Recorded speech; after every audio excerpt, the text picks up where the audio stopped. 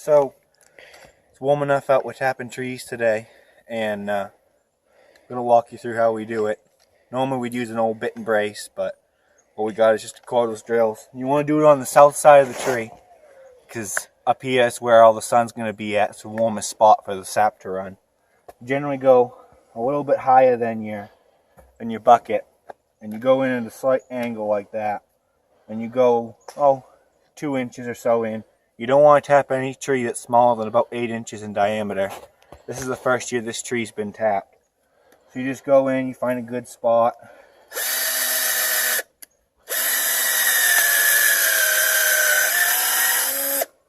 Clean off your bit.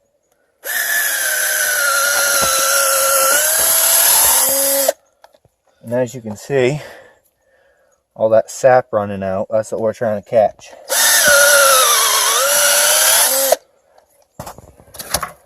We take our tap, which these are tree saver ones. They're smaller than the older taps. Basically all you do is, with your spout portion down, you stick that in the tree.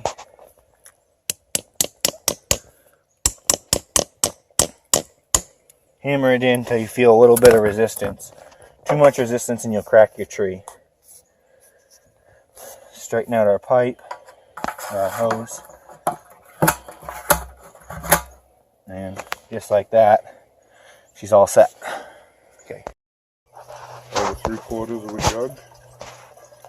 Yep. That's a 15-gallon jug. Mm-hmm. So, yep, that's just one night's run. Just over 12 gallons. Yeah. Well, we finally picked up enough sap to stop boiling. So, once you get your trees tapped and you get a good run, then you can start collecting and pouring off like I showed you.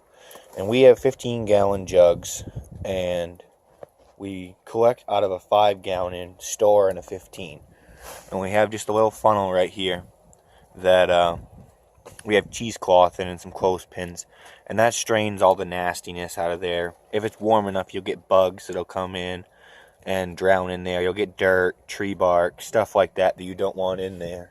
And then when you're finally ready, you can pour off into an evaporator, which is what this system is right here.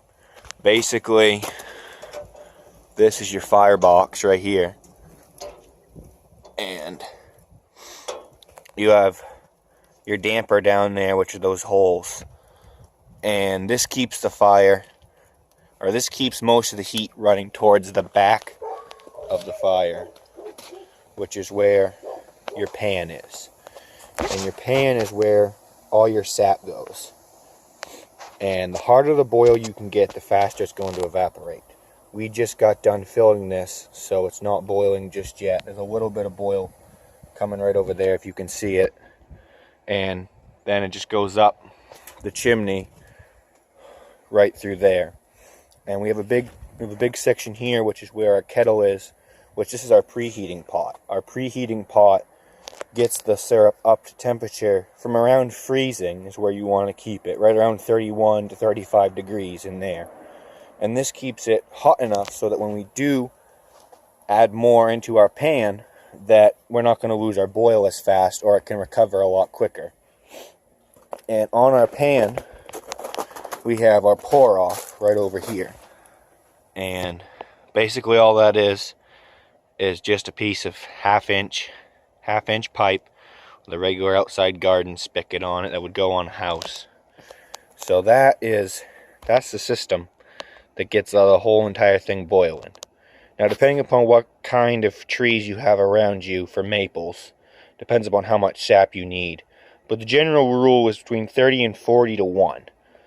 And that's gallons.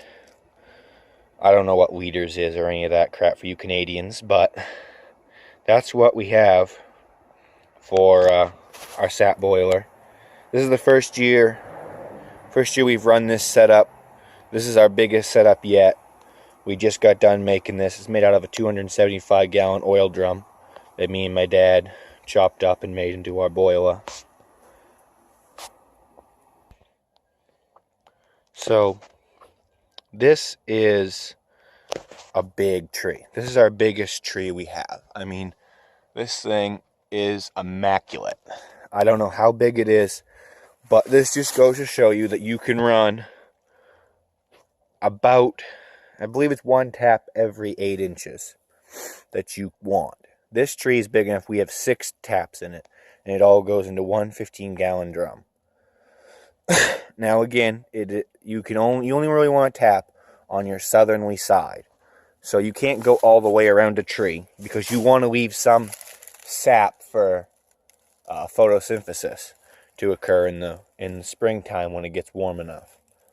So you don't want to take off too much. You only want to take off the excess that's running on the southerly side of the tree.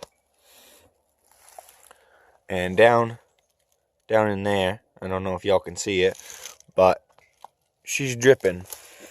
And generally the sap's going to run anytime over 36 degrees. Anywhere between 36 and 45 is about where you want to make your syrup.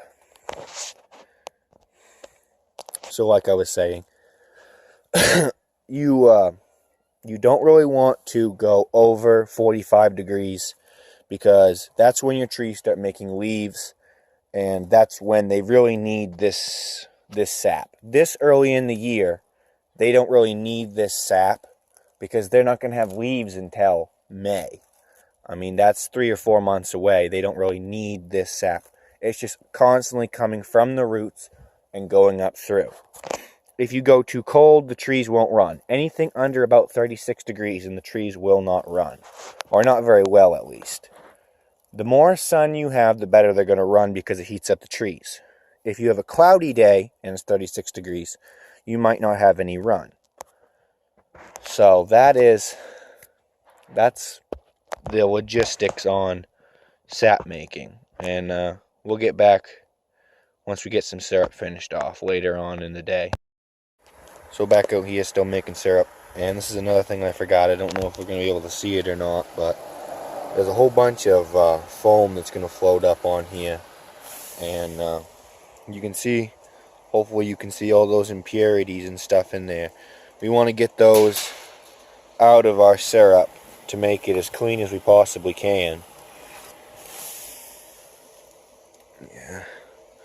All those little dark marks in there, that's all dirt and impurities that we want to get out before it's finished.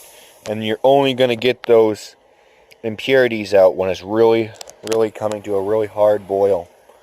And it's really hard to film this, but because of all the steam. But you should be able to see how much of a rolling boil that is.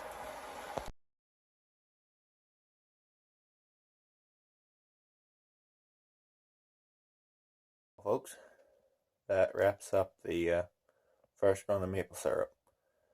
I didn't get the bottling process in because I was at work when they bottled it. But basically it's pretty self-explanatory. Once it gets boiled down and all your sap's gone, you get it down to the thickness that you like, and then you take it and inside is what we do. We put it on the regular cook stove, and you get it up hot. You pour it in your canning jars or your maple syrup container, whatever you want, and then you just screw on the lids and cover them up just like canning anything else. And they seal themselves. If they don't seal, then you have to keep them in the refrigerator, use them right up, or you can try and reseal them. Just use different lids. We just use regular ball mason jars or whatever we have lying around. We have a few specialty orders that get those special Maine maple syrup buckets that we barter with and stuff, so they look a little nicer. But yep, so pretty much that's how you do it, and hopefully we will have another run here coming just before spring beaver season. She dropped right back down temperature wise, and last night it was like -2, so I don't think we're going to see any runs of sap for quite a while. So hope you enjoyed it, And hopefully you learned something. If you have any questions about the process or anything, just leave them in the comments below, and I will. I read everything. There ain't that many of them, and I try and reply. Sometimes my computer is being stupid and won't let me reply, but I get there one way or another. So thank you all for watching, and please subscribe, like what you like, and please stay tuned. Have a good one.